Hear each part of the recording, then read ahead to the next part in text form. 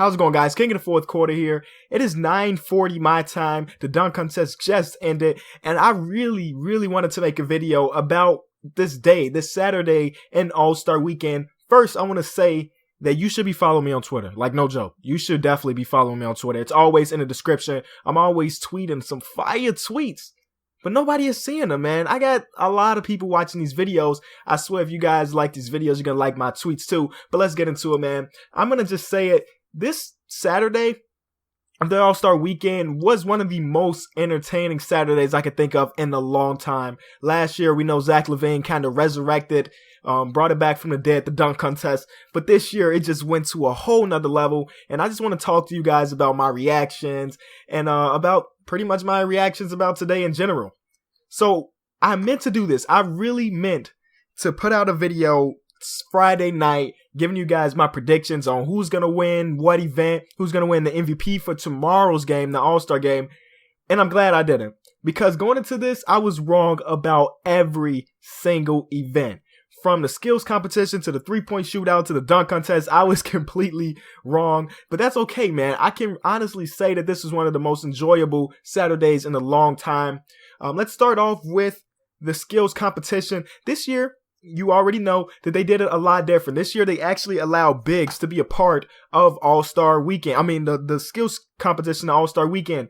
And boy, was that such a great idea, man. You actually got to see, man. There's a lot of big men in this league. Not just how many performed? Four, not just the 8 people that were involved in it, but there are a lot of bigs in this league that can actually run, I was going to say run the guard position, but actually have ball handling skills, passing abilities. And I really thought for a long time that they should showcase some of the bigs. And here we are, the first time they're actually doing it. So we had DeMarcus Cousins, we had Anthony Davis, Draymond Green, and Karl Anthony Towns as the big man. And on the other side, we had CJ McCollum, Isaiah Thomas, who else we have in there? Emmanuel Mudiay and Jordan Clarkson. So initially, my pick was Emmanuel Mudiay. I just thought he was too fast, he's too athletic, but I didn't really take it into account that he was a rookie, and this is like the biggest stage he's ever been on. He's in Denver. I know the commentator said in the game, but they're not used to selling out in Denver. So he's not used to playing in front of these big crowds. So he was eliminated in the first round. And then Isaiah Thomas pretty much led the way for the guards. And then on the other side, I had Anthony Davis going into the championship. And like I said, all of my predictions were wrong. And it actually ended up being Karl Anthony Towns. Really, Karl Anthony Towns had the smallest percentage or smallest possibility of winning this event. And there it was, man. It was such a joy to watch my man play. I live in Chicago, and you guys know that the Minnesota Timberwolves aren't a high-profile team. So they don't play a lot of the TNT games. They don't play on ESPN a lot. I've only got to see Karl Anthony Towns actually play from when they played against the Bulls a couple times this year and from like the individual highlights. But this is the first time I actually got to see his entire thing, man. He was extremely fast for his size. When him and Isaiah Thomas were foot racing to make that layup, they were neck and neck. He was actually ahead of Isaiah Thomas for a lot of that race. And then when it comes to the passing ability, he made 2 out of the 3 of his passes on the very first try. And the guy is so impressive, man. I cannot wait to see how he progresses over the years. I honestly think that he could win a MVP maybe not very soon, but I honestly think he can win an MVP before his career is over. He just looks so great out there on the court. Everything is so fluent, and to think about him being a big man and being able to knock down that 3-point shot, make those passes, and still be fast enough to pretty much hang with one of the smallest and the fastest guys in the league was just incredible, man. I like the way the NBA is going now, man. For a while, I was kind of down on the NBA, especially All-Star Weekend. They were changing a lot of rules, trying to find exactly what worked. And this change was one of the changes that actually did work. They took out the Shooting Stars Challenge, what I think actually was a good idea, because not that I hated that event. It just wasn't an event that people got excited for. The most excited part about that event is people making half-court shots. And so I'm glad they scrapped that. Chris Bosh could go down in history as I think he won it 4 times in a row, and he's like the reigning champion for the rest of the world, I guess. I don't think they're going to ever bring that back.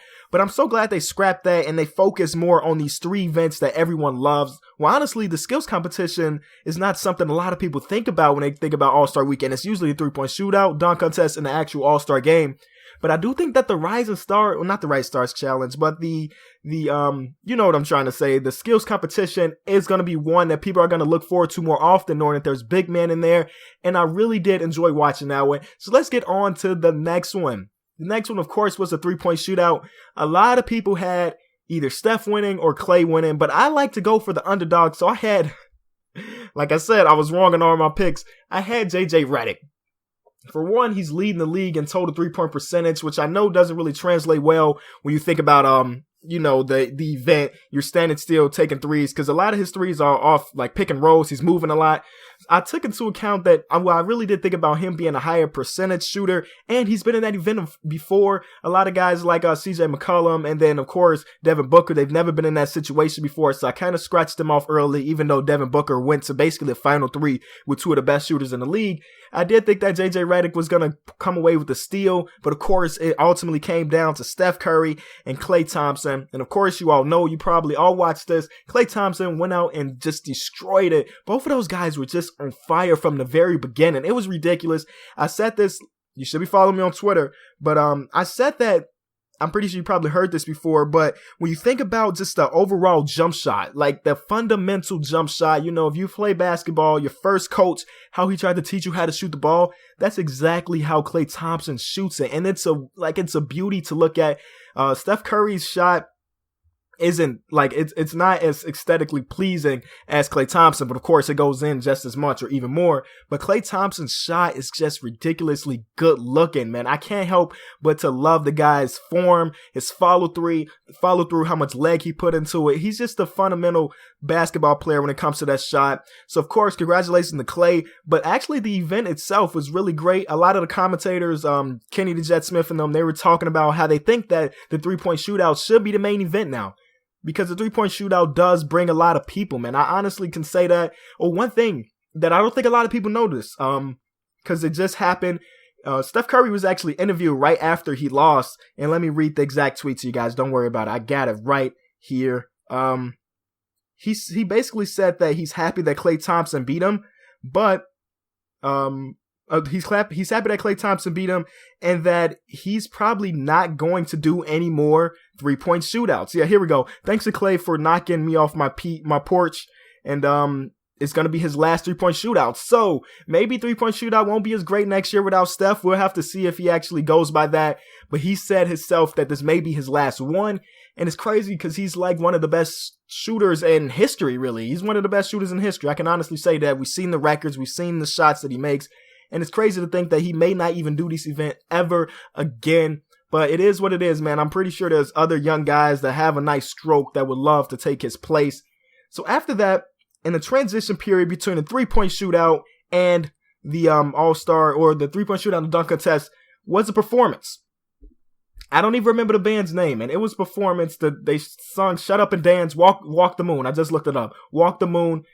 And really, these choices really confuse me. Because if you think about the demographic of NBA fans, a lot of them are, honest, I'm just going to come out and say, a lot of the fans are black, man. And it's just crazy to think that they would hire like some guy. This is not a song that a lot of people in our community actually know or like. And it was just weird to see them on stage. It was pretty awkward for me, honestly.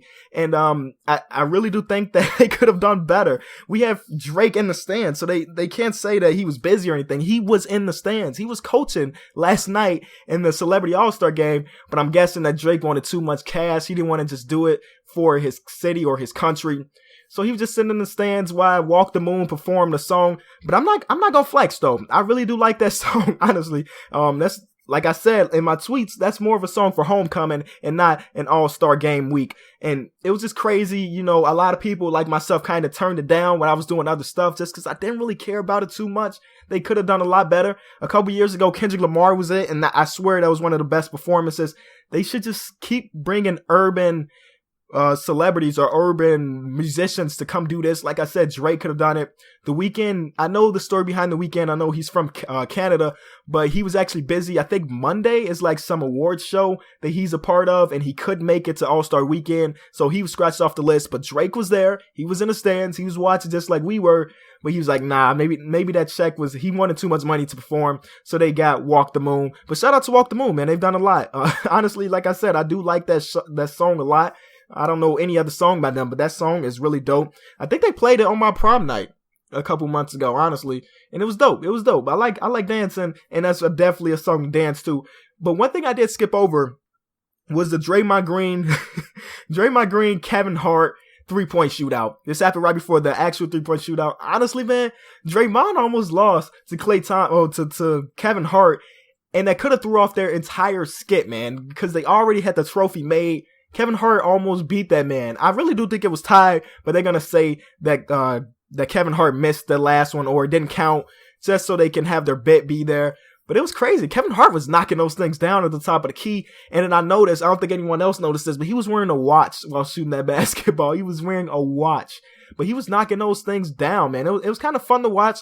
I actually saw another tweet that was like, all right, let me read it to you exactly. This is like all on the fly, man. I just really enjoyed today's like festivities. So I really want to talk about them to you guys because you guys are my only friends, to be honest. No, I'm joking. There was a tweet by, let me see. This tweet was a long time ago. I gotta find it though. So somebody tweeted October 30th, 2014. I'll put it on the screen too for you guys if you guys are wondering. Of course, you can always follow my Twitter and look on my feed, but it says I'll do it. And that's how Kevin Hart answers the phone.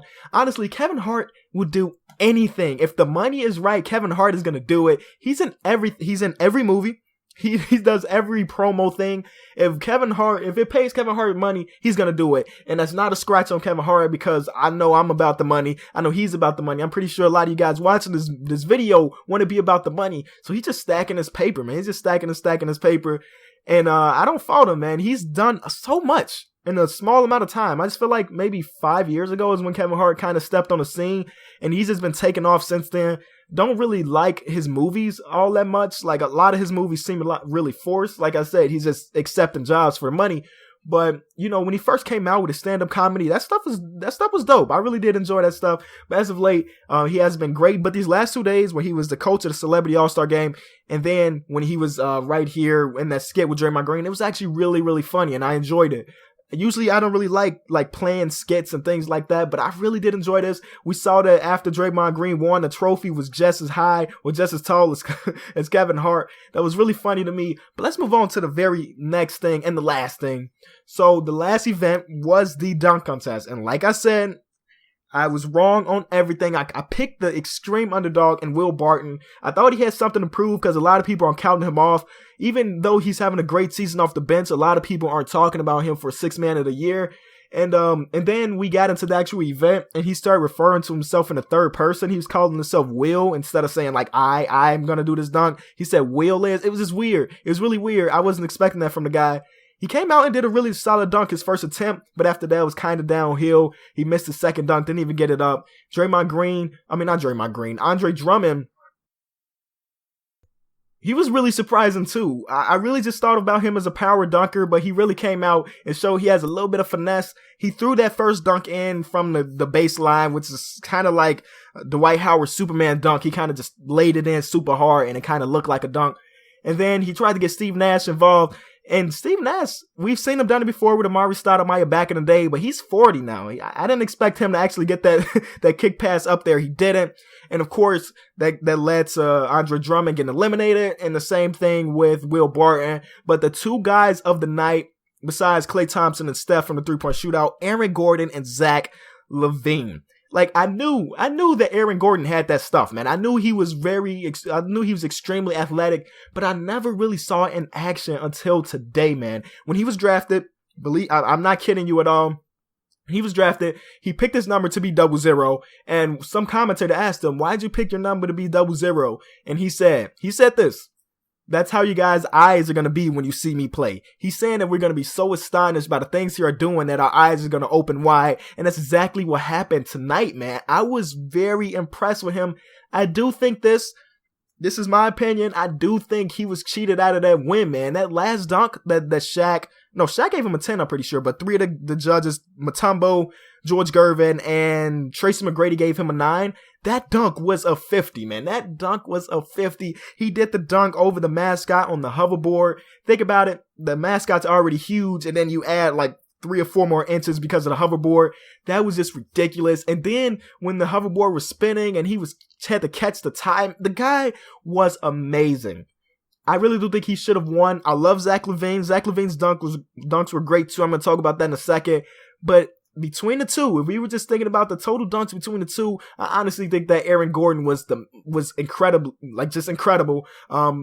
Really, that's bring a lot of buzz to Orlando, who really doesn't have a lot of buzz right now. So good for them. Aaron Gordon was just a monster out there, and it was dope. It was really, really dope. But Zach LaVine, of course, Zach LaVine always does his thing. He started off with a dunk that was very similar to last year, but that doesn't take away the fact that that dunk was amazing. So he went out and did his thing. He tried to dunk from the free throw line, I think like 3 times, but he was always one step in, and that's understandable. It's kind of hard to, like, when you're running, you don't really think about where you are. He just tried to like play it where he thought he was jumping. Either way, he threw it under his legs for one. He tomahawked another, windmill. Like, the guy is a beast. Like, honestly, he is a beast. 2-time champion now, but Aaron Gordon really did turn up on the man. I really do think that stuff like this, like I said, Zach LaVine kind of resurrected the dunk contest last year. I'm hoping that more All-Stars are going to participate, man. Like, there were no real All-Stars in the dunk contest, and it hasn't been for such a long time. But I hope that seeing stuff like this, Aaron Gordon was a real big sleeper pick. And I'm hoping that people seeing that can kind of have some more. I guess Andre Drummond's an All-Star this year. But other than that, man, we haven't had an All-Star in a dunk contest for several years. And I think people are scared, honestly. You see Zach LaVine out there doing that type of thing. Like, we'll never see LeBron in the dunk contest because he has nothing. I mean, he has a lot to lose and nothing to win from that. You know, he's a great dunker, but in comparison to guys that, like, Zach LaVine is a decent player. I like watching him play, but dunking is his specialty. He can knock down some shots. He can dribble the ball, but dunking is definitely his specialty. And we think about LeBron. LeBron doesn't have any specialties in any area. He's just really good in a lot.